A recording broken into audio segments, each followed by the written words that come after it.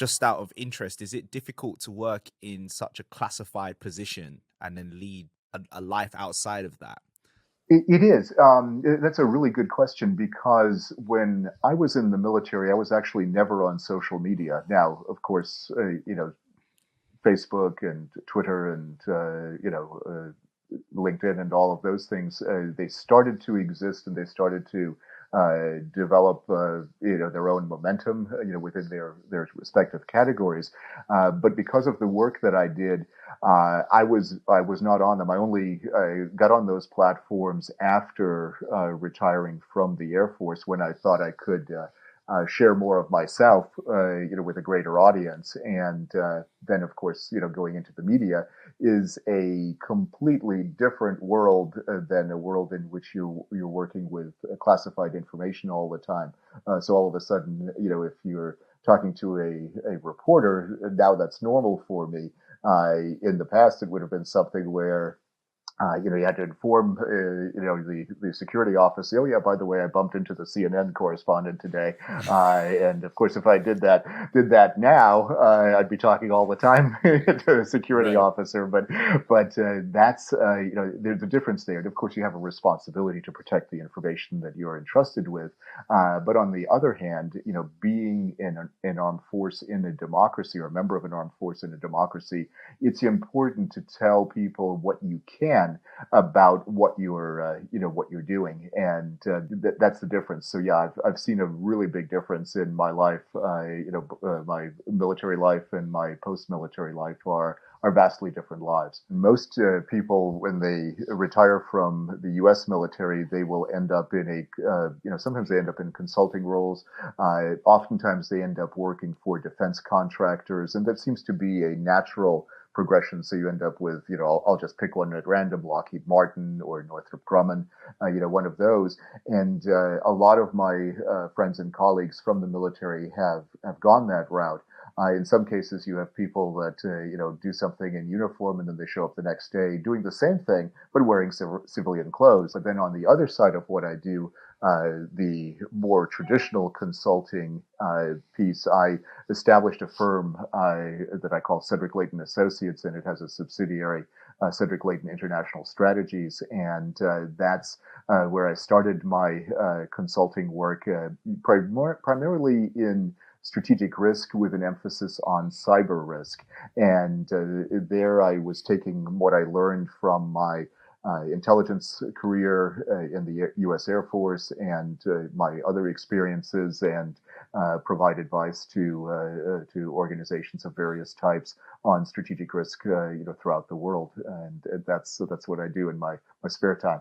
So cyber risk would be like hacking risks and stuff like that. Yeah, to exactly. And so I now have a partner, and we have a firm called Cyforix, and we deal specifically with hacking risk.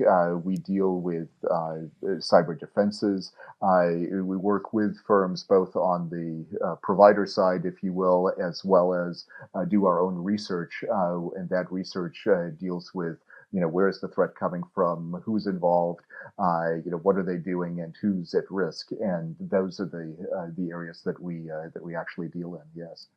I've got to know, because when you talk about hacking, I imagine just some person in a bunker somewhere and trying to garner some information, but purely either for some sort of like some anarchic gain, right? Or like to anti-establishment or something like that. Like obviously hacking operates on international government level, people trying to get stuff. And I just wonder, like, what is it they're trying to achieve by getting that information, on those kind of risks, if you know what I'm saying, from like, what is it they're trying to achieve? Is it to get Well, one up on the competition? Like, what is that? yeah, well, that's one part, Jax, exactly. So let's take an example that relates to the defense industry, just as an example. The design for the F-35 Joint Strike Fighter was compromised because it was the defense contractors had, of course, all the intellectual property, all the designs on their, on their websites, buried within their emails and within their IT networks. But hackers from China were able to find exactly where all that intellectual property was stored on their networks. And they were able to steal that information and electronically download it, just like you would download an application. And they were able to take that and then develop the J-20 Chinese fighter as a result of the hack of the F-35 designs. So that's just one example. So there are several things that people are trying to do from a hacking perspective. One of the things that they do is, like I described, they try to get intellectual property, and that also applies to the commercial world, and even in the music world. In your world, there have been incidents where, and I guess the closest one that most people know about would be the North Korean hack of Sony Pictures, because they didn't like the movie The Interview.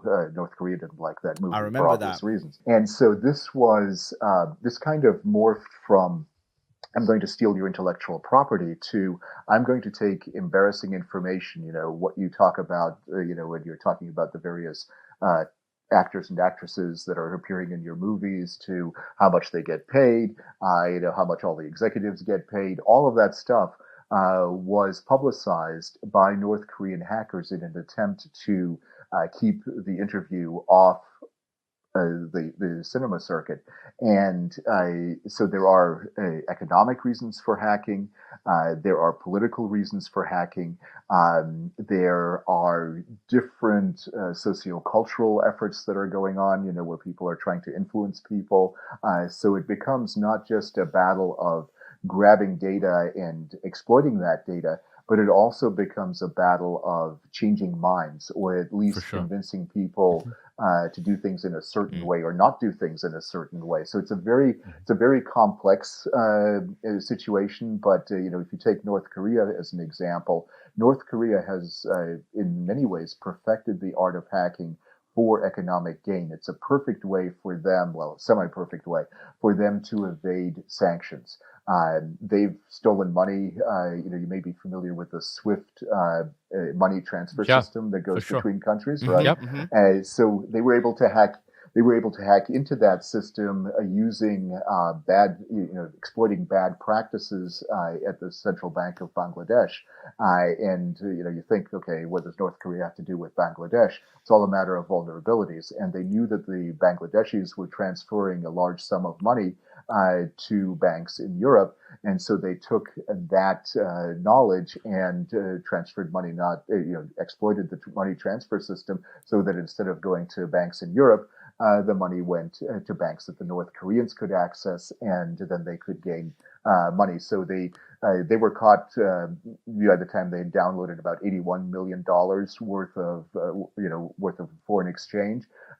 They were working toward stealing $1 billion.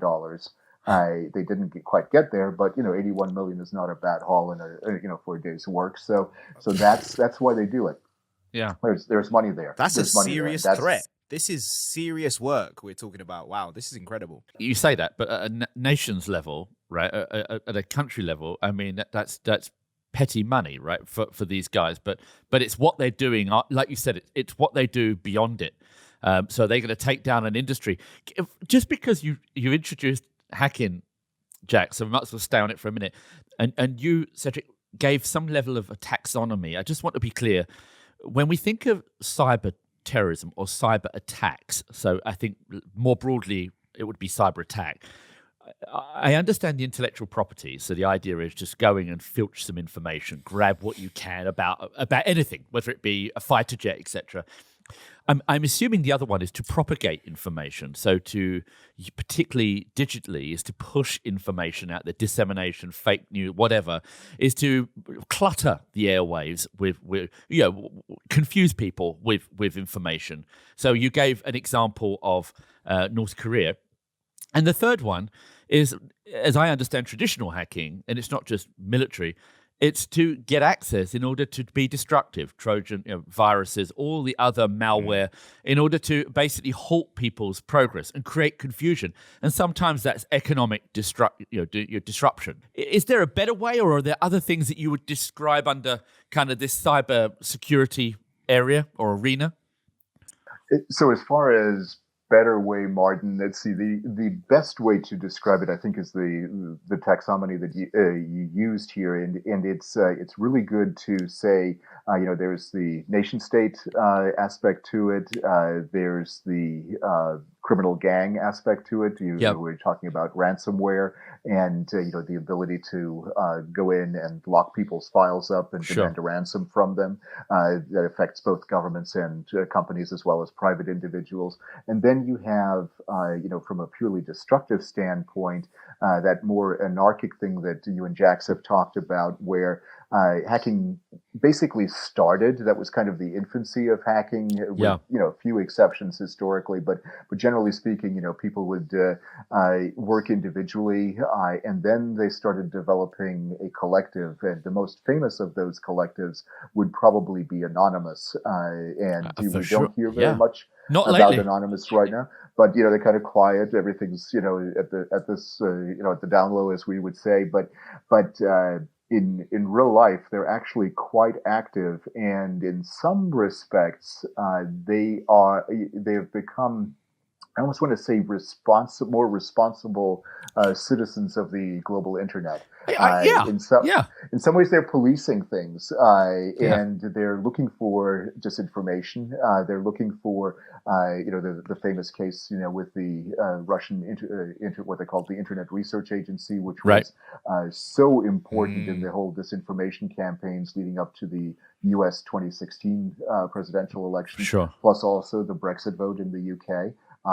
Yep. And that, those are just two examples of what the Internet Research Agency and similar entities were able to do from a disinformation perspective. So, it's, part of it is steal the data. Another part of it is manipulate the data. And a third part is take what you've got, what you understand, and what we would call flood the zone.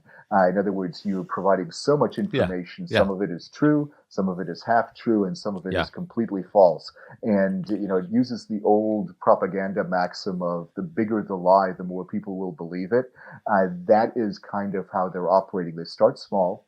Mhm. I tell you, that some things that are basically true. Yes, there are risks associated with, let's say, taking the vaccine for COVID-19, but then they amplify those risks, and then the anti-vaxxers get a hold of it in this particular case, and then the message kind of self-amplifies itself. It almost, it's like Absolutely. like a real virus, right? The news cycle sucks all the air out. It becomes bigger and bigger and more confusing. It becomes a cloud. Yes, and that's the thing. When you look at those diagrams that people use now with the cloud of different words, you go through the word search, and this is the most prominent word, and then the next word is slightly less prominent, and that is absolutely what's happening. And this information cloud that we inhabit right now has become very difficult for a lot of people to navigate. Yeah. Even people who are, who at least think they are well educated, it's easy to get duped, and it's easy to misunderstand, especially some of the more arcane things that we have to deal with in our lives now. So, we've all become somewhat amateur virologists at this point, looking at, how will I deal with COVID-19 on a personal basis? I've just been noticing, because what I've enjoyed, if there's anything to enjoy about the pandemic, is this global union of us going through the same thing at the same time, which is so rare, right? And then you just observe human reaction throughout the whole thing, and just the internet is just such a hot pot for extreme viewpoints, and then as you say, created by these articles and I guess misinformation, and it just catches fire, and then it becomes rampant, and next thing you know, they're real world things where 30,000 people are protesting against something they know very little about. That's right. That's exactly right, Jax. And the thing that is the good thing is that we have the internet, and that we can do things like this podcast, and we have the capability to spread our version of what we know to be true. But we also have to remember that other people have the capability to spread disinformation just as easily, and in fact more easily than what we can do. And part of the reason is there seems to be a human proclivity on a psychological level for more sensational information. The Oh, more for sensational, sure. the better. You know, Yeah. and you look at that and you say, okay, wow, did Prince Andrew actually do this?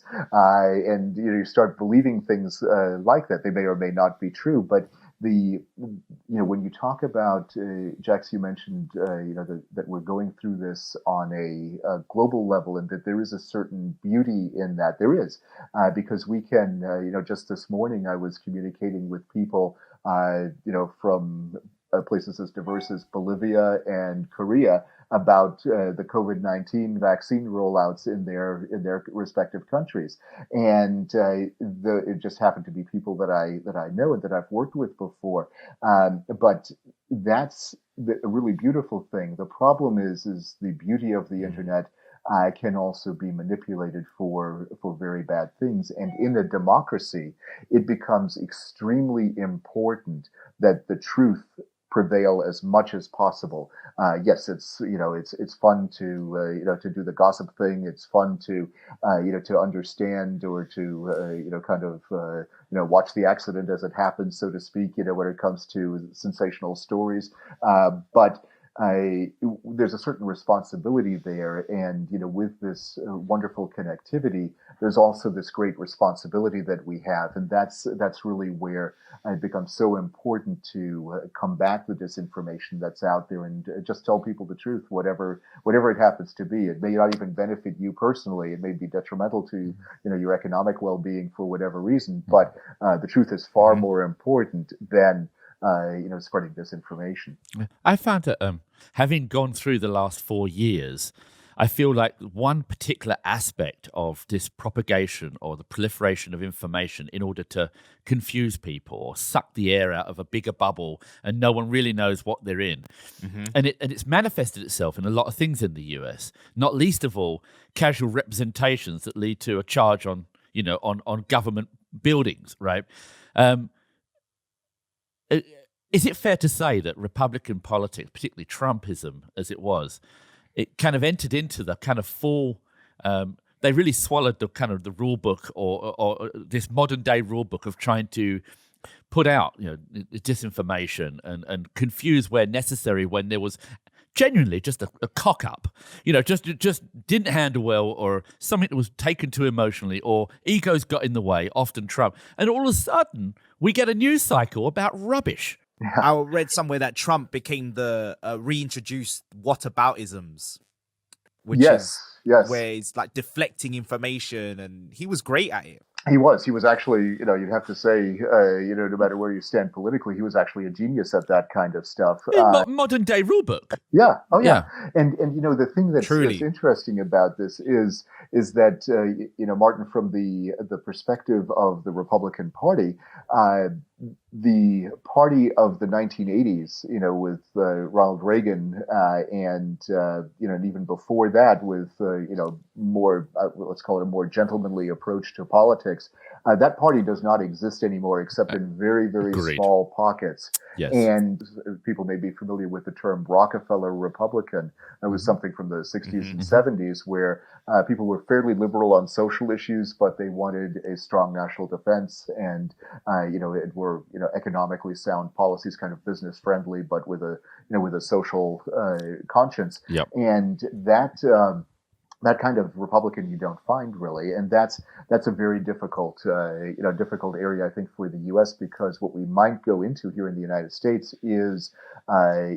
party of the reasonable ones and a party of the irrational ones, and that would be really detrimental to democracy. You want a reasonable conservative party, you want a reasonable liberal party in order to achieve that compromise, because the perspectives are invaluable to each other, and that's and unfortunately it's become you're from that party, therefore you're my enemy, and that's just not how you can how you should run a country or a political system. You almost have to call it a weaponization of of the information cycle, and I guess we'll have to call it a disinformation cycle in many cases. Yeah, I think of a two-party system. So for the most part, we might have a third party here in the UK, but for the most part, it's been two parties. It's really a Venn diagram, right? I mean, in the center of politics, there's stuff that we have to agree on, and then there's stuff that sits just left and right of the middle.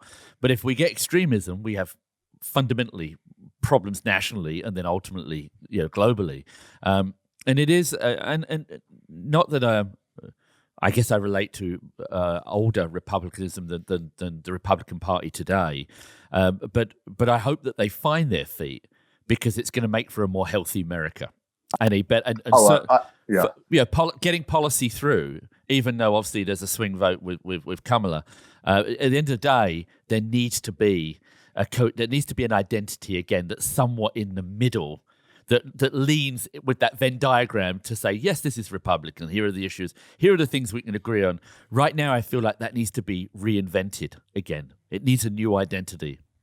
It needs a new identity. It needs new leadership. And the current leadership in the Republican Party, with a few exceptions, it's just not there. They believe that they, in essence, have to kiss the ring of Donald Trump, that they have to do the things that he asks them or demands that they do, and those things, may not be congruent with the Constitution of the United States or the system that we've established up to this point. And that, like you mentioned, that's dangerous territory to be in, frankly. Yeah, let me spin it around. Before we get to kind of defining the global landscape and trying to put a priority on what we think the issues are, perhaps you, if you don't mind, I could challenge you constructively to say, why should the everyday person care about politics, but more importantly, just international relations, like other than the fact of culture and the fact that tourism and the fact that we meet people on our travels that are from different places. But why should they care about the big global issues? How would you frame that to my kids, to your kids? Right. So I think, Martin, the big thing about international relations is it's really the study of human interaction at the macro level. So what does that mean? If your country's, the country that you're a citizen of, has bad relationships with other countries, there are a lot of things that you can't do. For example, let's go back a couple hundred years and look at the relationship between Britain and France. In the 1750s, you would have never had trade relations of any meaningful level at any meaningful level between Britain and France, because they were mortal enemies. They fought wars. If France had won the 7 Years' War, I would be speaking to you in French, and we would have a very different conversation, right? And you might not even be in, where you are right now. That's the kind of thing that matters. For us, in the past, some of the conflicts were religious based, but the religion was often a mask or a cloaking for the state. In places where you had predominance of, let's say, the Catholic religion, they would fight the Protestants, and it's not just Northern Ireland, but it's what happened in Europe during the 30 Years' War back in the 1600s. So international relations, if it goes really bad, if we don't do the right job as a diplomat and establish those relationships with other countries, you will have a mess on your hands. And it could be as bad a mess as having a war. In essence, a war is the failure to achieve diplomatic solutions to international problems. Don't our leaders just operate from a place of trying to be harmonious? Like, ultimately, why isn't everyone just looking for a harmonious relationship? Because I think that's how we get the best out of everything. And then when you mentioned war, and then if it does come down to that, isn't it then just the fault of the people at the top, and then we just all suffer because of it? Oh, it can absolutely be that, Jax, because let's take the run up to World War I, a little over 100 years ago. You had a system, a political and economic system that existed that was really quite akin to the globalization that we experienced up until the last few years. The pandemic and Trumpism being factors that have diminished some parts of globalization. But when you look at what happened about 100 years ago, you see a robust business culture between different countries. There, of course, was a large element of nationalism that interfered with some of these things. But on the one hand, but on the other hand, for example, I just learned, as I was studying some of this, that you could buy stock. Let's say you lived in Berlin, you could buy stock in Paris or London or New York in 1912 just because of the use of the telegraph. And you could do it directly. Those capital movements were actually banned. Well, in World War I, they closed most of the stock exchanges, but even afterwards, they banned the movement of capital from one country to the other, and it was much harder, to achieve that level of harmony. But taking that as one element of where we should be versus where we are, leaders, there's a lot of interpersonal chemistry that becomes really important when leaders meet for a summit meeting. So that's why the press pays a lot of attention to when a U.S. president or a British prime minister meet with, let's say, the head of Russia or the head of China, or even when they meet with allies, because those interpersonal relationships can color the relationships that develop at a lower level. So it became really important, if you go back to the 1980s, to see how Reagan and Gorbachev actually got along. Now, their wives didn't get along. Luckily, they weren't in charge of foreign policy, but the principals themselves, Gorbachev and Reagan, got along at a personal level, and that, I think, made a big difference in how the Cold War was handled, especially at the end of the Cold War. I can't believe that affects all of us to that extent. Yes, that could change absolutely. the world. Sure. Yeah, if you and I, let's say, you were a world leader of country A and I'm a world leader of country B, and for some reason, I perceived a slight and I didn't get along with you, that could have significant consequences, if in terms of how we, whether or not we achieved an agreement on trade. If we don't achieve an agreement on trade, then, perhaps if we share a border, there's a military conflict, and that I don't make the effort to really solve it because I, got PO'd, and it goes on and on. So there are absolute problems like that, and that becomes really important. So yeah, the interpersonal dynamic is important, but also financial incentives become important.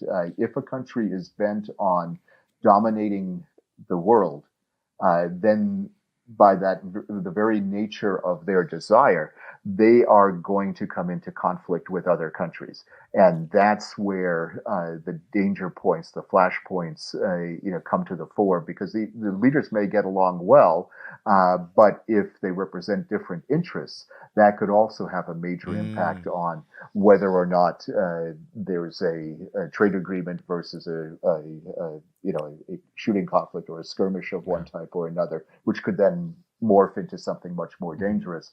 So there are a lot of different factors, but the interpersonal factor is important, plus the perceived national interests of a country, and then of course, what are the country's goals? Are they trying to break out and assume more power, a greater role in the world, or are they okay with the status quo? If they're not okay with the status quo, that's where the danger signs start coming into play. This is a great segue into, like, as a military expert and particularly analyzing what I would consider geopolitics or the geopolitical landscape. You've leaned on what are the behaviors of a nation or their political leaders, but what are the major global issues today? Like, if you have to rank them, but the big ones, and then we'll talk a bit more about obviously China, Russia. I think Afghanistan's extremely topical right now, especially with Biden's promise to remove the troops and everything. But can we start with just like what you think the big global issues are that and they may be on that threat assessment, but yeah, sure. And I think there's going to be some similarities with the threat assessment. And what I'll say is, I think climate is a very huge transnational or global issue, and related to it, but different in detail, would also be water as a natural resource. That becomes a huge issue and has been it's kind of a hidden issue in many cases for years. So you have those two issues, followed by I would say the economic issues that when it comes to natural resources.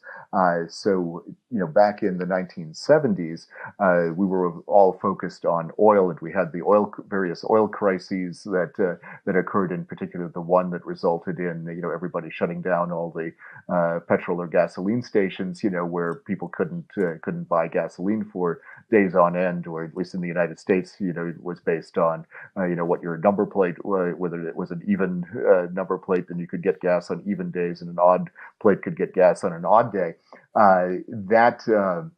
Those kinds of natural resource crises can still play a large role, and you have those issues. I also think that you still have an issue with terrorism.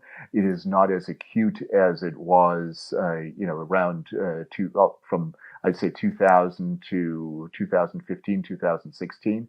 And then, of course, cyber, because of the interconnectivity of the world and the dependence that we have on different elements of the internet infrastructure as it exists today. Not only do we use it to survive things like the pandemic, but we also use it in a way that blends the virtual world with the real world. And as you get into the area of artificial intelligence, the Internet of Things, it becomes even more important to secure the World Wide Web from you don't want to call it unauthorized use because it's supposed to be open to all, but you don't want it to be misused for ill-gotten gains. But I would say that the most important challenge from the U.S. Standpoint and the UK standpoint, I believe, number one is probably climate, but followed very closely by, and these could be interchangeable, with what happens with the attempts of China to rise to a higher level and Russia to rise to a level that they believe is commensurate with what they believe is their great power status. So, I mean, that's a great taxonomy. I mean, there's the source right there in terms of why we should care with the previous answer and this one, and how it can affect all of us if that careful balance isn't managed. Isn't it possible that when we think about the layman and the definition around international relations, is that for the most part they can't? It does have a clear outcome, but it's not overnight. So with all of the things that we're discussing, you could argue that some of the things that covert things that, let's say, governments and their spy agencies, the MI5, MI6, the NSA, whatever, CIA, who thought people would be literally worried about the scarcity of water and water filtration, but actually, it's just it's a strategic issue. And the same with oil, which gets over the years a lot of the good and bad headlines, right? Who has the best relationship with oil producing countries, and how do they influence that relationship and the price of crude? The average person may hear this in a movie or whatever, but it's just something they can't touch. They can't really understand or appreciate the importance of it and how that might trickle into a recession if they don't get it right. Exactly. And I mean, the thing that's interesting about that, Martin, I think you're spot on in that assessment, is that, until it hits you in the pocketbook, until you can't can't fill up your gas tank or your petrol tank and say, okay, I could go down, go to work or, go on vacation because I've been able to fill up my car. Guess what? If you can't do that, that has an immediate impact on you. The whole movement to alternative energy sources is going to change the equation, but it won't eliminate the equation. There's always going to be some type of dependency that we have to deal with. And, like you mentioned, the economic issue of scarcity, that's the whole basis of the science of economics is, how do we deal with scarcity in one form or another? And the fact that we can deal with that, perhaps in a wiser way, is an advantage of modern society, as long as we understand what we're dealing with and as long as we don't forget the lessons of the past. I think that's what's tricky is, I think for your average person, when you can't see it and then it's until it's too late, it's hard to take. And I actually think that's part of the symptom of when we're talking about democracy and asking your average person to make a judgment on things that you can't really fathom. Do you know what I mean? Because it doesn't affect us on a day-to-day. Like even when you were mentioning China and Russia, these kind of moves for power and just how when everything's operating at the global level, and then when you start to think about just it just so much of our resources are used up very quickly, and it's just very difficult to comprehend from your average person, I think.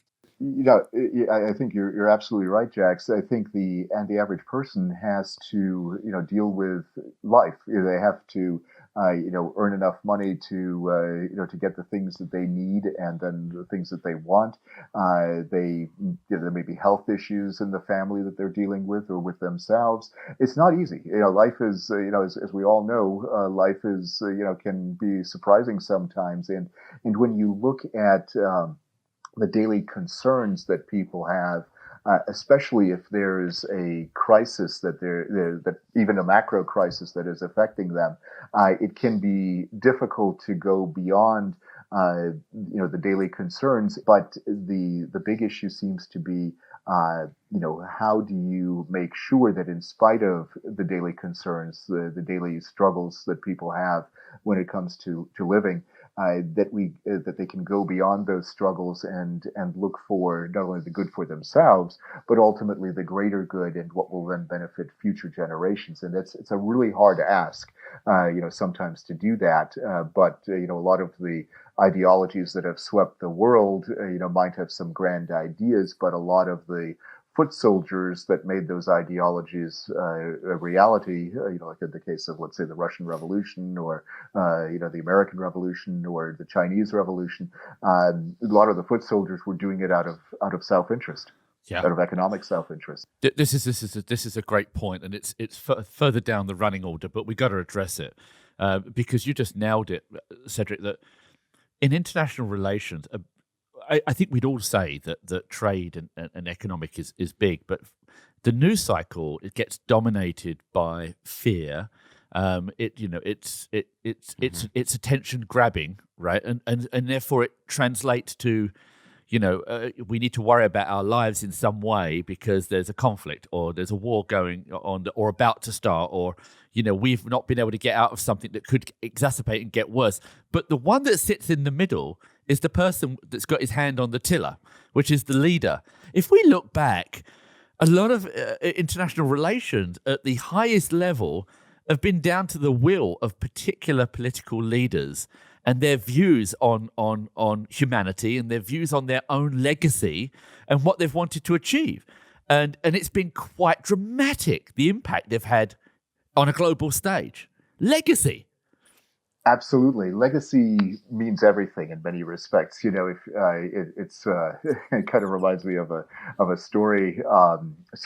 George Washington's home is Mount Vernon, and it's not far from Washington, D.C.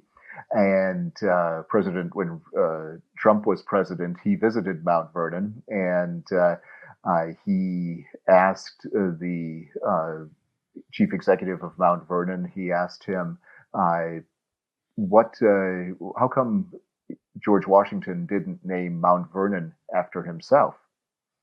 And the chief executive was telling the story to myself and several other people, and he turned to President Trump at the time, and he said, well, he may not have named Mount Vernon after himself, but he has a whole city and a whole state named after him.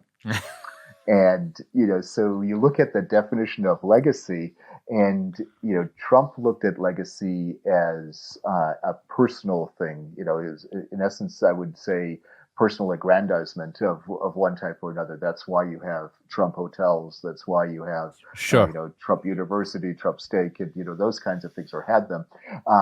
And I think that, when you look at the question of legacy, it seems to me, as having studied leaders of various types throughout history, the ones that really stand out are either the really evil ones or the really kind and good ones.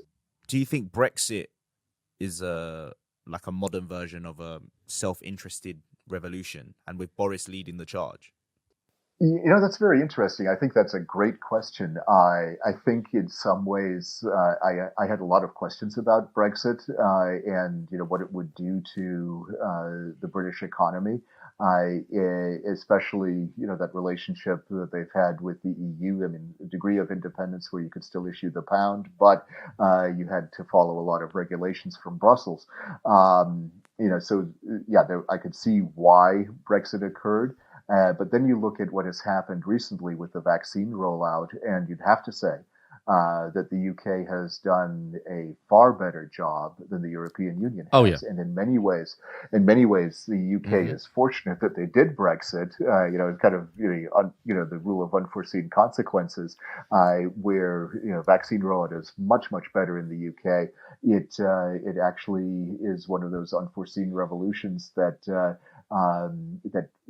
was, I would say, kind of a statement that Britain wants a degree of autonomy, a degree of independence that harkens back to British traditions, but it also shows that Britain is confident in its own managerial abilities, that they don't want things to be mucked up by somebody else who is not no question. necessarily as competent as they think they are. Yeah, we've always been mavericks, Cedric. I mean, there's no question. And confidence. I think most nations, if you'll find the confident ones amongst every nation, right? But I actually think we made a very good calculative bet there. I think really it's worked out that way. I wouldn't have agreed with you, before the pandemic, but seeing what has happened during the pandemic, I think this makes sense. Well, I wanted to just quickly hop back. We're going to talk about China and Russia and a little bit on Afghanistan. We've got another half an hour, but I want to just come back to. I'm going to give you my own view around the history of leaders and legacy. I'm very interested in your view because you mentioned something to me that I thought was fascinating, and that's this. Do leaders ultimately recognize and elevate or live up to their sense of obligation? Right? There is a prescription, whether it be the U.S. presidency or the prime minister's role here, of what they should do as leaders. But I think when you start to balance what do they want to achieve within that sense of obligation, they need to have an underlying trait. And my read of, influenced by my late father, but my read of history is that the best way to be remembered is to have a great sense, even if you find it. You may not have had it, you may be battling with narcissism, you may be battling, if it's with Trump, megalomania, but at the heart is you have to show compassion. Compassion to humanity, compassion to society, compassion to life. And I think that it goes beyond even narrower words such as kindness, but a compassion for a situation. And I think those leaders ultimately get remembered better. I'm just interested in if you were to single out a trait for leaders, particularly political leaders, what would it be for you?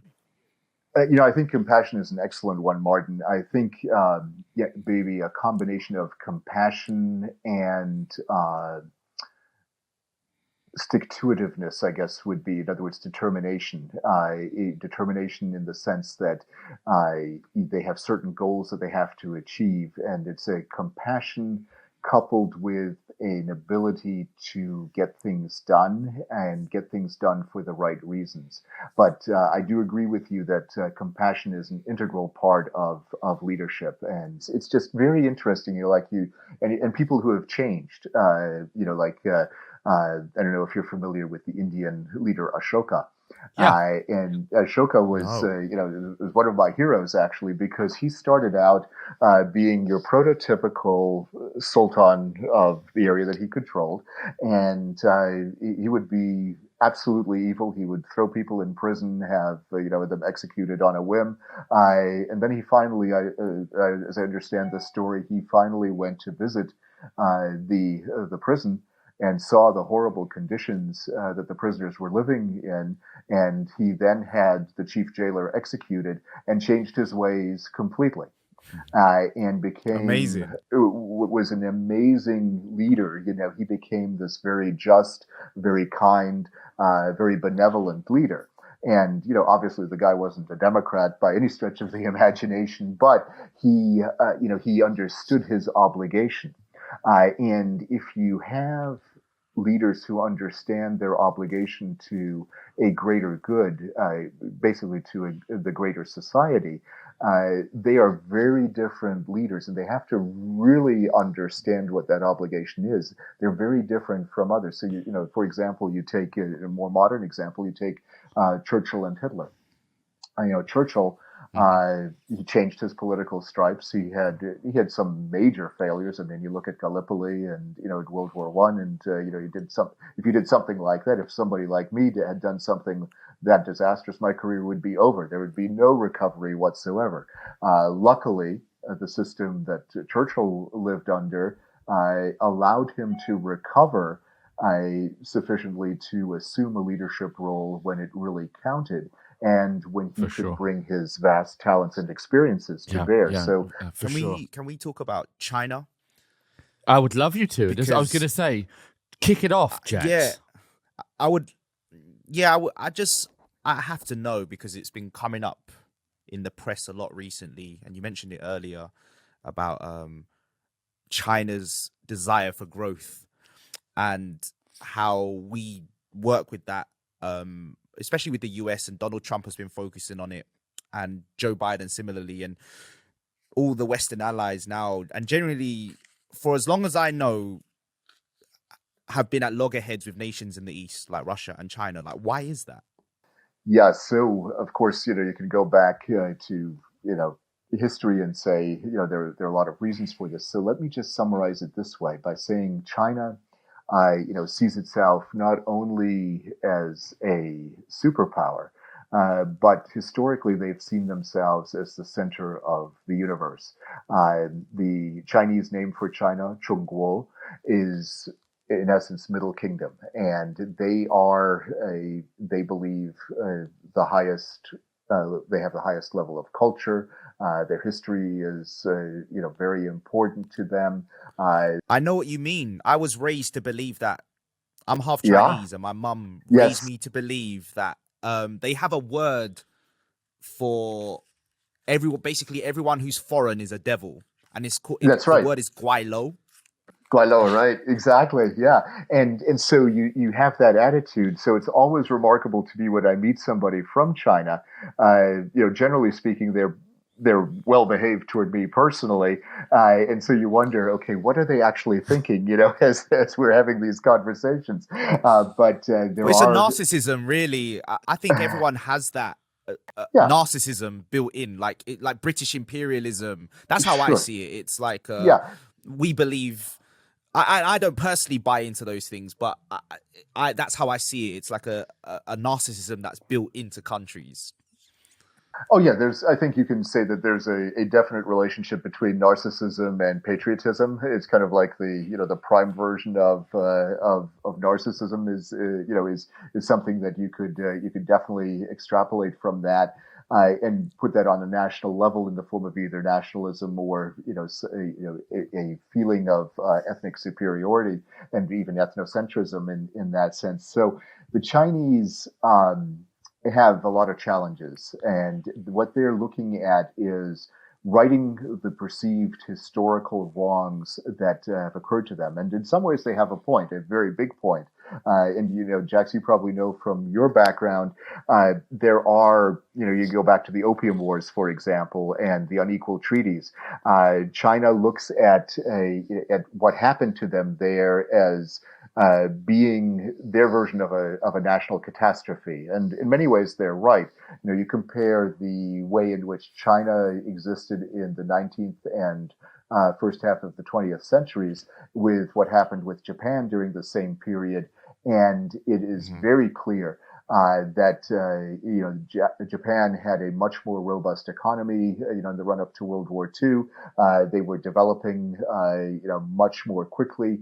The Chinese were the victims of old-fashioned thinking, frankly, in terms of whether or not they would catch up with the West. They felt themselves to be superior to Western ways, even if it meant that they didn't have the right weapon systems, for example, or comparable weapon systems to the forces of either the British or later on the Americans. So the Chinese are trying to right that wrong. And as they right that wrong, they believe that not only should they achieve parity from a military and economic power standpoint, but then they take it a step further. And this is somewhat new because when you looked at what Deng Xiaoping said after Mao left the scene, and you go into how Deng Xiaoping developed China and it raised its economic level, it started the process of raising its economic level to on the road that we currently have and to the level that we currently have. The efforts that Deng made were centered on securing the Chinese people a degree of economic benefit that they had never experienced before. And when you look later on, what Xi Jinping is doing nowadays is he's taking that a step further. Deng Xiaoping wanted to keep China as a good regional power, a solid regional power with a solid economic basis. Xi Jinping is taking that a lot further, and he is saying very clearly that he wants China to dominate the world, whether it's in specific areas like artificial intelligence or in trade. You look at the Chinese system and what they've established right now. In essence, what we're seeing is a neo-mercantilist system where they control the means of production anywhere in the world. So if they're importing food, for example, they prefer to import from Chinese farmers in, let's say, Brazil or Zambia, as opposed to native farmers in Brazil or Zambia or wherever.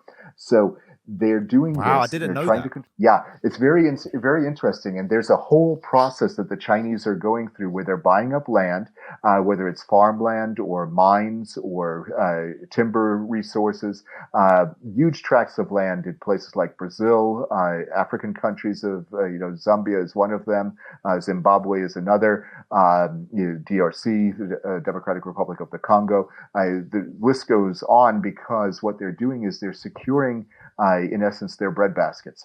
And they want to have in order to do that, you also need to secure the lines of trade from those places in Africa or Latin America or even parts of Europe and Asia to China. So the Chinese want to take over the role that the U.S. Navy has played up to this point, and that effort is one in which the U.S. has, along with its partners like the U.K., has controlled what are known as the sea lanes of communication, or SLOCs, as they're called in the acronym world. And what the sea lanes of communication are places like the Straits of Hormuz. You look at the straits around Singapore. You look at the South China Sea. You look at all those things. And when you look specifically at the South China Sea, the Chinese are going after that particular area, and they want to make sure that that becomes part of, in essence, a maritime exclusion zone that the Chinese have on their southern periphery, and that extends south basically along the entire length of Vietnam and the Philippines. So that's what they're trying to do. They're trying to get as much territory as they possibly can, and they're trying to make sure that nobody can challenge them in these areas. Are we in some form of war right now then with China? That's a really good question, Jax, because it definitely looks different. Because it sounds like they're trying to take over the world. Well, that's in essence what they've said, that they want to do this at least to the extent that they control all the economic pieces that feed into their economy. All the natural resources, all all the goods. They produce the finished product, then they sell it to the rest of us, and they create a kind of that system where they hold all the debt, and they also have the military power to enforce whatever rules they want to enforce. It is a type of Cold War, and it's, it has its moments. It's definitely not like the way in which we had the Cold War with the Soviet Union, but it is not peace, and that can be a very dangerous place. I think it's worth saying that when we think of war, we think I think the average person would think of it as a military conflict of some kind. But actually, it's not true, right? I mean, so with political or trade war, it feels to me like the China thing. I'm not saying it's got out of hand, but this idea that they want to control all of the arteries to their market, it to me at minimum is probably a healthy trade war, right? I mean, because you need that healthy tension in order to create bargaining chips on the global table with other partners. Right. The question is, do we have any evidence, or do we think we're seeing that, other than what they're saying, it could get beyond, trade sanctions, trade negotiations, into something that gets ugly, like a cyber war, as an example, right? Absolutely. Well, I think the cyber war has basically already started, and there are no real rules, for the cyber, the way in which we're dealing with the cyber conflict between nations right now. I think that the Biden administration has gotten a lot tougher with them than past administrations have, and Trump tried to be a bit harder with the Chinese than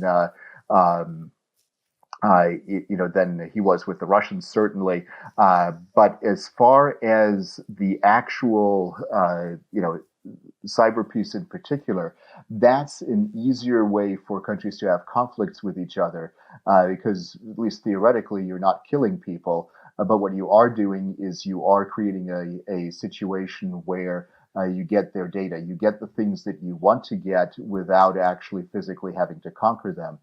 So what we're seeing is a new form of hybrid warfare that will include the cyber realm, and that inclusion of the cyber realm gives them far more options than they would have otherwise.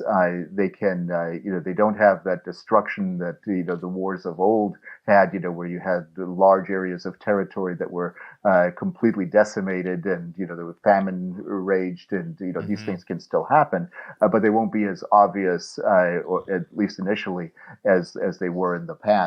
So the cyber element, I think, will be key. And yes, we're already in a cyber war. On the one hand, it's the countries like the U.S. and Britain on one side, and China on the other. And then at the other extreme, we have the Russians, who are also, of course, engaged in the cyber conflict, quite dramatically as well. Let's give a good trade example of Western brands, leveraging the Chinese market, whether it be Zara, H&M, or these clothing brands, and these accusations of slavery in Xinjiang. What do you make of that? And it's really hard.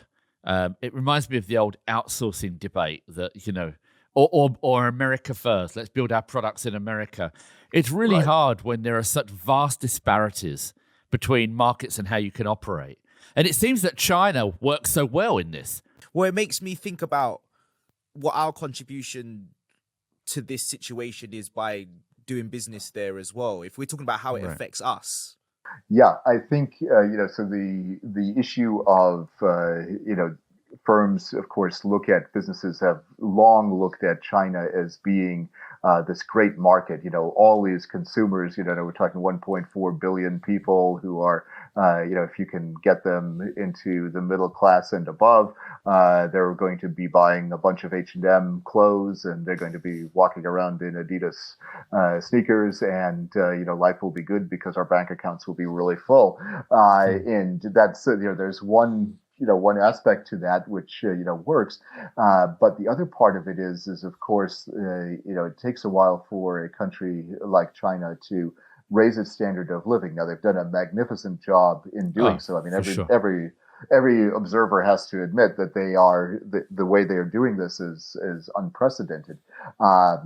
but it comes at a price. And so you look Hmm. at the situation in Xinjiang and firms trying to navigate. On the one hand, they want to make sure that they have access to the Chinese market, and you want to have that flagship store in Beijing or Shanghai or preferably both. Uh, that's one part of it. But on the other side of it, there is a demand from Western consumers of these companies, Western customers, that says, "Hey, you need to have a moral aspect to your business dealings, and if they're using slave labor in Xinjiang with the Uyghurs." I don't want to buy cotton that is made from slave labor. I want to have some other kind of outlet. I want to be able to, make sure it's cotton that is produced by legitimate workers who are getting legitimate wages, and so there's this social consciousness, and I think the social consciousness part is good. I wish everybody shared that because the exploitation of labor has obviously been with us for millennia, but if you have that, then of course the Chinese are going to be sensitive to it, and they are going to say, "Hey, you are violating." When you interview the Chinese on the street, in front of H&M in Beijing, and they say, "Oh, they're going against China. Any company that goes against China is a company I will not buy from," and you hear words like that. So they've been fed a line. They're Hmm. holding fast to the view of the Communist Party in China, saying that anything that goes against China, and it questions its labor practices and its economic practices is automatically bad. And we see it very differently, and we believe that any exploitation of labor is bad. But isn't that Mhm. just madness inducing? Because Yes. it's like when they say this just doesn't exist, Hmm. and you're looking at it exists guides, and then they say, well, it doesn't, and because you disagree with us and it's the end of our relationship. It's like you're trying to make an agreement with a child or something. Yeah, in many ways it is. I mean, human nature doesn't necessarily change, because you became the foreign minister of a country or because you're an adult. In human nature, sometimes you revert back to those childhood type tantrums, which in essence is what they are. And yeah, it is absolutely maddening. And this is where that moral compass has to come into play as well. People, like H&M, Zara, any of the others, have to be willing to walk away from the table. There is a certain goodness that comes from being able to say, you know what? I don't like the way you do business. I don't want to buy something that was produced by what amounts to slave labor, and I'm going to walk away until you reform. Yeah. And if Yeah. if you reform, Wow. then I'll come Yeah. back. If you don't like it, I'll go to Vietnam, or I'll go to Thailand, or It's I'll not go to China's Indonesia. first kind of lowbrow associations. I remember one of the first places you think of for like knockoffs is China, right? Everyone Yes, will go to yes, China yeah, to get a cheap fake Rolex and yep. fake this and that and the other, and they'd be really good. And I remember the age old trope: it's made in the same factory, just different. It just hasn't got the stamp. Do you know what I mean? And Exactly. Rolex without the R, right? Yeah.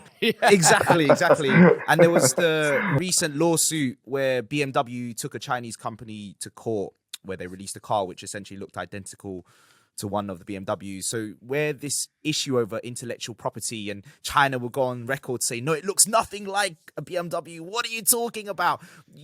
Could they Yes. be as profitable as they are now, as rich as they are now, as powerful as they are now, if they hadn't done a lot of this stuff, stolen ideas and taken products from Western inventors and stuff like that? So the answer, I think, is no. I think that we're trying to, both the U.S. and Britain are trying to get the Chinese, as well as the European Union, trying to get the Chinese to abide by intellectual property rules, by Western forms of economic and business governance. And that is, something that can happen, especially as the Chinese develop more and more of their own products and more of their own intellectual property. And by own product, I mean things that they not only build, but that they design and see through the entire production process, as part of what they do.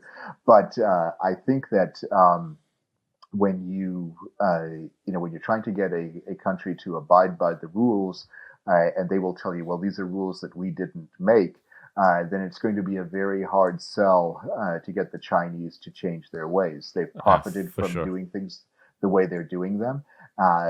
In some ways we can probably accept, a few fake Rolexes here and there. Not that I'm advocating that, but, just dealing with the art of the possible.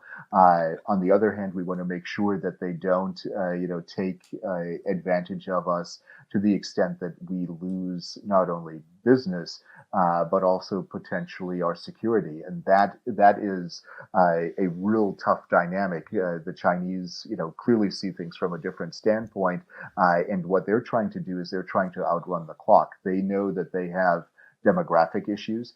They know that they also have political issues, and they have to do everything they can to maintain the stability of their system in order to avoid some kind of internal implosion that I think is definitely possible in a country as dynamic and as potentially volatile as China.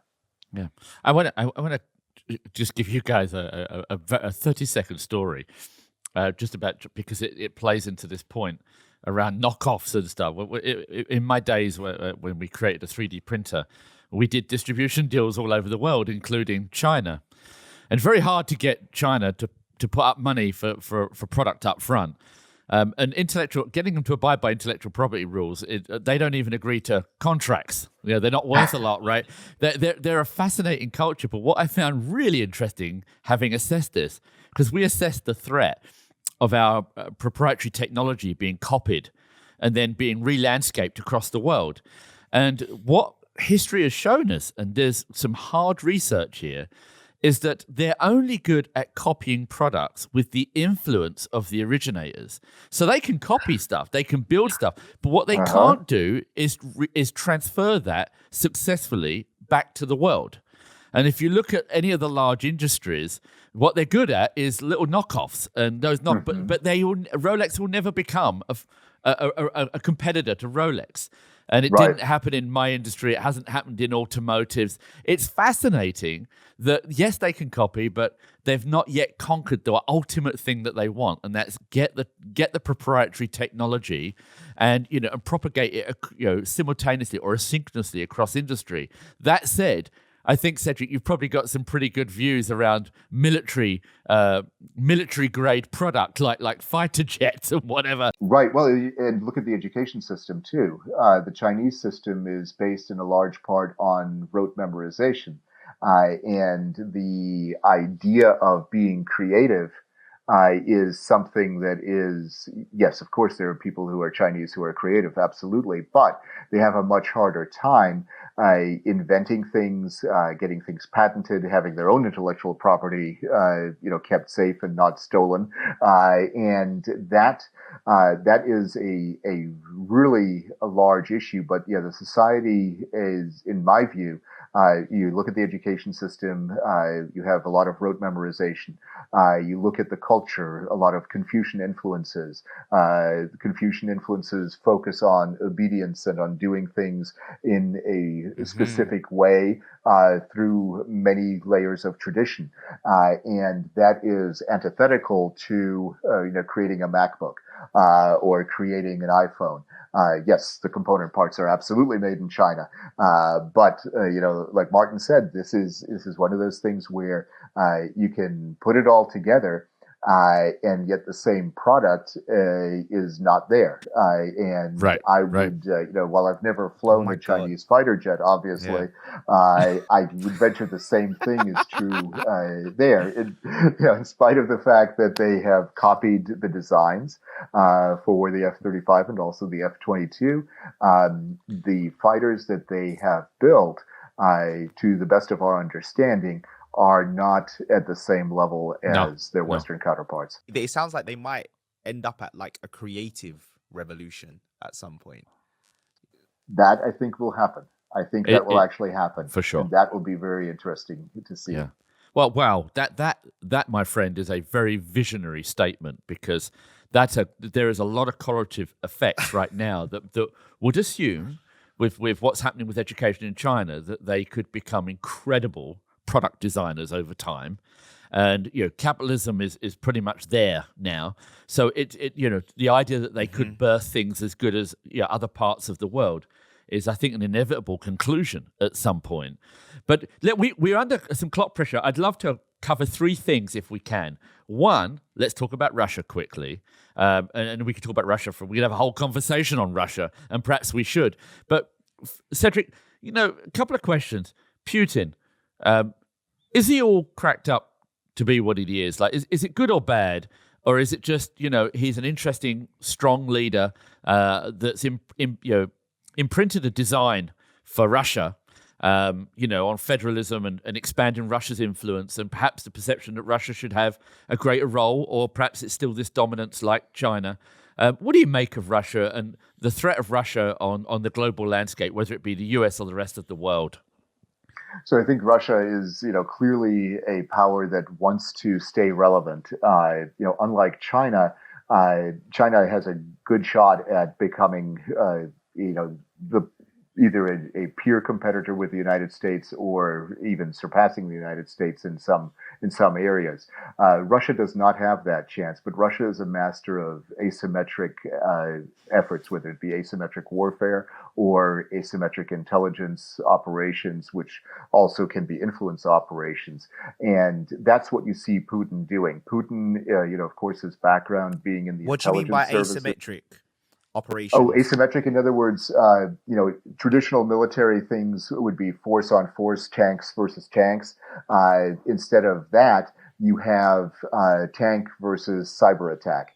And that is what you're dealing with in very broad terms. So what they're doing is they're using a simpler, cheaper, but more sophisticated way to get at the U.S. and its partners. Is Putin a 10-foot tall? No. Is he vulnerable in many areas? Yes. But he has a vision for Russia. It is a vision that is very similar to, in some ways, what Stalin had. He looks at what happened, with the fall of communism as being a, quote, great catastrophe, unquote. Right. But on the other hand, he's also borrowed a lot from the czars, from pre-revolutionary Russia in terms of how power should be expanded for the Russians. His problem is he's running against several clocks, and one of the clocks is demography for Russia. The Russian birth rate is very low compared to the death rate and to other countries. And he's also running against his own biological clock, in the sense that at some point he's going to run out of steam, and that will be a problem for Russia, because he doesn't have a successor who's identified, and that exposes the weaknesses of, we'll call it Putinism, although it isn't a real ideology. It's not as robust as, say, communism was from an ideological sense, or some of the other possible philosophies that could have governed Russia at this point. Is it worth throwing in there that Russia's lack of power, particularly at a trade level, is its economic disparity? Like, we don't look at Russia and really think, Jesus Christ, it's third world. This is Africa. Of course it's not. But actually, there is a massive economic disparity. You've got the largest geographical country in the world. And what they've been able to do is, rape the poor and put, in this kind of pseudo kind of corrupt economy. And there's just not a lot of prosperity for Russians. And yet their education system's okay. No, just for a small group. It does, right? It doesn't. It's not trickling up. Exactly, and this is the big irony, and it's excellent that you brought up the point of their education system. It is an excellent education system in the sense of how they're able to impart technical knowledge, mathematical knowledge, reasoning. All of those qualities are extremely important to develop a modern society. What is interesting is that they have not been able to use that educational advantage to their benefit, except for perhaps the cyber world. You could argue that there the educational system has paid massive dividends because they're employing people with great talent in a major way. But that's only a really small segment of the population. So if you want to be somebody in Russia, you better be an oligarch or somebody who has access to the oligarchs. And that disparity between the haves and the have-nots is what did the Russians in 1917, the Russian Tsars in 1917, and it's what's going to do Putin and his kleptocracy in as well. It is not as solid a state structure as the Chinese structure is, and we have talked about how vulnerable China itself is, but Russia is even more vulnerable, and if Putin disappears from the scene at some point, there will be some major challenges for Russia and for the countries around Russia, because that kind of a situation with a nuclear power could be very, very dangerous. And what do you make of, obviously, Biden? They've been talking about Afghanistan for ages, and removing the troops, and is our work done, not done, and does that give rights to, or further opportunities for the Taliban? And what do you make of it, Cedric? How would you analyze this situation and America's role? Right. So, Martin, I think that, it is time that we at least called an end to the war. I think that, 20 years is a long time to be any place. Part of the issue is a semantic issue. We still have troops in Germany, for example, but we don't call it a war with Germany. Right. We haven't done so since 1945. And we should have still once got bin troops Laden. in Germany. Right. What's their purpose there? Well, their purpose is to be a counterweight, it's multifaceted, but generally to be a counterweight to Russia right now. And so in some ways it is, and the Germans, want them there. And in fact, we're increasing our level in Germany by 500 more troops. So it's not like they're unwelcome. It's, it's a good, for both countries, it's a good thing. And the other part of it is, of course, in the wake of both World War I and World War II, the other European powers wanted, a damper put on potential German ambitions for even further mischief, a la World War II, and that's something that that's more of a historical reason, but still a reason for that. So when you look at Afghanistan, I think that we should have changed the name once bin Laden was killed and declared victory at that point. And then said, yeah, we're just here to advise. And, hopefully the Afghan government will take care of business like they're supposed to. I don't think they will. I think there's a lot of, part of the problem is endemic corruption. I think that, unfortunately, a lot of the gains that we see in terms of rights for women, rights for minorities in Afghanistan at this point will probably be curtailed under an eventual Taliban regime. I personally would not like to see the Taliban back in Kabul, but I believe that is probably what will happen at some point, and that is bothers me a lot. But on the other hand, it does not make sense given technology and given the capacities that we have, the capabilities that we have, to stay there in a large presence in the form of a large troop presence, beyond this point. And I'm very concerned that it could still come back to be a jumping off point for terrorist forces, but it really requires, instead of a troop presence there, it requires intelligence, what I would call intelligence overwatch, and that means paying attention to the social dynamic of Afghanistan, not just who's got how many tanks, but what they're actually thinking, and that's what's really important in this case. Yeah. So you're genuinely concerned that in the future, the Taliban regaining power of Afghanistan, and they could potentially take revenge for 20 years of occupation? Oh, they will. There's no doubt in my mind Yeah. that if they do gain control, that they will take revenge. They're not known for their 12-step programs of anything. So I believe that they're going to be a very tough on their opposition. I don't think they will treat the government officials of the current Afghan government very well. And I think that we have to do everything that we can to protect those Afghans who have supported the NATO operations in Afghanistan. We have to protect them, beyond what we would normally do for people like that. So it is, I think it's going to be a very difficult time. I don't see very much good coming out of it. But the Afghan government, on the other hand, the Afghan government has had over a decade to prepare themselves for an eventual takeover eventual departure of the American and NATO forces. To me, if I listen to your view, and I kind of share a similar view, and that's that we've got to return to a very strong autocracy. I think of it as like lots of fiefdoms, and a view that what can you expect other than the fact that this could just become a hotbed for a whole bunch of things, from terrorism to drugs and to humanitarian problems for the people of Afghanistan. And yet, what you're actually saying is, you're right, with technology and with the military technologies that there are today, it's what you're saying is after 20 years, it's a rethinking of the way we approach Afghanistan, or the way America might approach it, or the way Britain approaches it. Right, absolutely. And, we have, historically we've had so little experience in places like Afghanistan. Obviously, that experience level has ramped up quite a bit. People are more familiar with the culture, with the language, with the politics of the various tribes in Afghanistan and the various regions of Afghanistan.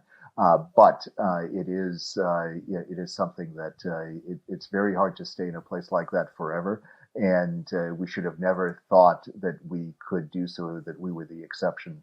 This is one of those intractable problems that exists, and we have to recognize that fact and just deal with that reality. And given this is an Anglo-American conversation with an American on one side, a Brit on the other, and me kind of straddling in both, I'm going to say to you, let's leave it on a really positive point, and tell me why the American-British relationship is so special. Given, I think, for the most part, with our ups and downs, it's been an important relationship. It has been, I think, the most important relationship for the U.S. And I think also for Britain. And I think that the really important part of that is that we feel comfortable in each other's shoes. There's a lot of sympathy in the United States for Britain. And by sympathy, I don't mean pity, but I mean understanding, and the ability to relate on a cultural level. The fact that there are so many really strong cultural connections between our countries. Like the old joke was that we're divided by a common language. Well, I think we're bridging that gap even within that common language, and I just so grateful that I've had the experiences that I've had, on both sides of the Atlantic, and that we've been able to do some really good things together, whether it was in the military or in my civilian career, and it's been a very very important part of what we do. And it's an important part, I think, of our shared cultural heritage that we can do that, and that's why this bond is so critical and so unique.